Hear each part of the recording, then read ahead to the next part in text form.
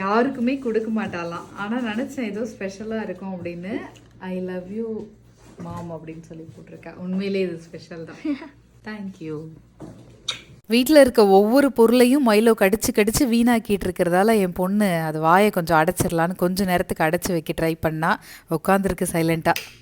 இந்த புளிக்குழம்பு எனக்கு ரொம்ப ஃபேவரெட்டு. இது தேங்காய் அரைச்சி ஊற்றாமல் சின்ன வெங்காயமும் பூண்டும் சேர்த்து வைக்கிறது.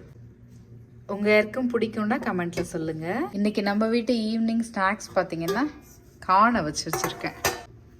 ஆளுக்கு ஒரு காணும். அடுத்தது வந்து காஃபி போடணும். இப்போ